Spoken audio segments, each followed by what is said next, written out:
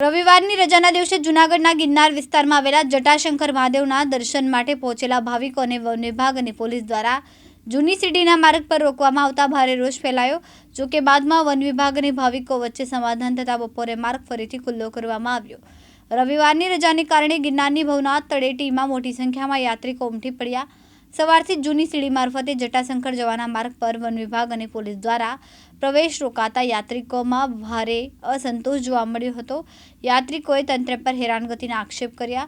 ઉચ્ચ કક્ષાએ રજૂઆત બાદ બપોરે લગભગ 12 વાગે જટાશંકર જવાનો માર્ગ ફરીથી ખુલ્લો મુકાયો। અમે લોકો સવારે ત્યાં અહીંયા જટાશંકર જવા માટે આવેલા હતા, તો ત્યાં પોલીસવાળા સાહેબે અને બધા લોકોએ અમને એવું કીધું કે ઉપર જવાની મનાઈ છે, કે કલેક્ટરનો હુકમ આવ્યો છે તો બંધ થઈ ગયું છે। તો અમે લોકો અહીંથી લોકોને રિક્વેસ્ટ કરી કે અમે લોકોને જવા દો, અમે લોકો રાજકોટથી સ્પેશિયલ અહીંયા ઉપર જવા માટે આવ્યા છે। તો એ લોકો કીધું કે નહીં, ઉપરથી જ્યાં સુધી પરમિશન નહીં આવે ત્યાં સુધી મનાય જ છે।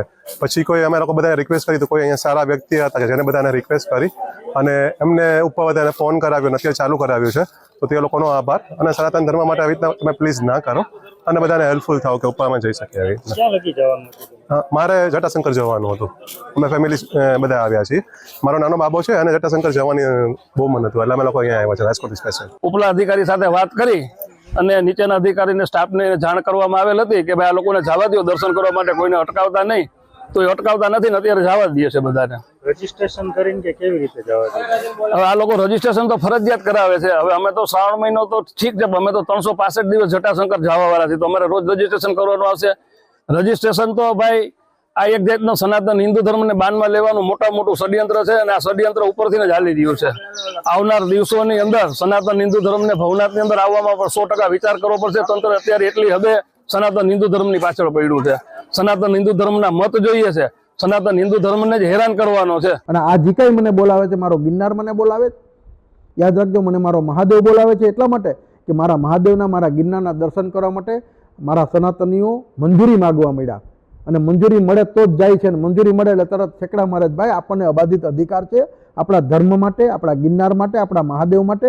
આપણને આપણા મહાદેવના દર્શન કરતાં આપણને કોઈ રોકી શકતું નથી, છતાંય તમે રોકાઈ ગયા છો એટલા માટે તમને મજા આવે છે, તમને કોઈ રોકે એમાં તમને મજા આવે છે। પછી તરત જ એમ કે હવે જાઓ તો તમને આનંદ આવવા મળે છે, ચાલો અમને જવા દીધા। પણ મૂળ વાત તો વિચારો કે તમને રોક્યા શું કામ? એને રોકવાનો એનો અધિકાર જ નથી, ગિરનારમાં જતાં રોકવાનો કોઈનો અધિકાર નથી, છતાંય તમે એને રોકી રહ્યા છે।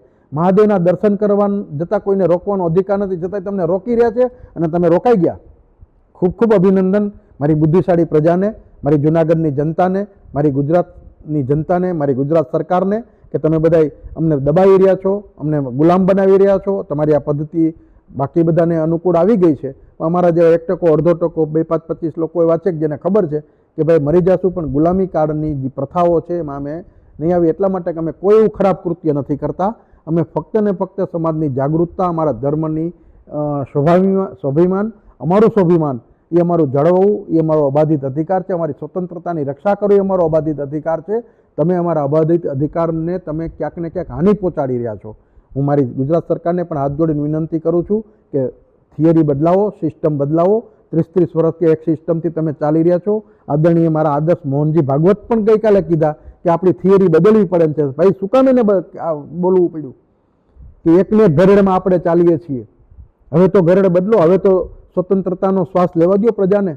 આધ્યાત્મિકતા અમને જાણવા, કારણ કે સનાતન મૂળ આધ્યાત્મિકતાનો વિષય છે, એને જ તમે બાંધ કરી દીધો, એને જ તમે મંજૂરીની આડમાં બાંધી દીધા, અને મારી સનાતન પ્રજા ઘરમાં ઘરી ગઈ છે, ઘરમાં બેઠી રહી છે, આખો દિવસ મોબાઈલમાં મચા કરે છે, મોબાઈલમાં રીલો એકબીજાને પાસ કર્યા કરે છે।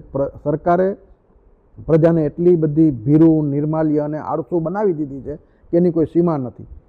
જે દિવસે પ્રજા જાગૃત થશે ને તે આપણી સરકાર વહી જશે। તમે વિચાર તો કરો યાર, હજી તાજું ઉદાહરણ છે ધર્મેન્દ્ર પ્રધાનનું રાજીનામું આપણે શું કામ દેવું પડ્યું? ભાઈ આપણી ભૂલો હતી એટલા માટે, આપણે કોઈમાં એહસાન નથી કર્યું રાજીનામું આપીને, આપણી ભૂલો હતી, પેપર ના ફૂટવા જોઈએ, શું કામ ફૂટ્યા ભાઈ? એમ પ્રજાને જે રીતે તમે બાંધી રહ્યા છો, ખૂબ ખોટી રીતે બાંધી રહ્યા છો। મારી સરકાર છે એટલે મને ચિંતા છે, એટલે હું કહું છું ને, એટલે હૈયું વધારે ઉકળે છે। આવા નિવેદનના કારણે કોઈ 5 જણા એમ પણ કહે છે કે ભાવેશભાઈ વિરોધી છે। ભાઈ વિરોધી નથી, હું સરકારની હિતે છું। હું સરકારની આંખ ખોલવા માગું છું કે ભાઈ તમે હવે તો ફેરફાર કરો તમારા નિયમોમાં, તમારી પદ્ધતિમાં, તમારા અધિકારીઓ તમારું માનતા નથી, સનાતનીઓ દુઃખી છે, મહાદેવના દર્શન કરવા ન જવા દે, ગિરનારમાં ન જવા દે. આનાથી વધારે વિટંબણા કઈ હોય ભાઈ? પ્રકાશ દવે સાથે યજ્ઞેશ ભટ્ટ, દિવ્યાંગ ન્યૂઝ, જુનાગઢ.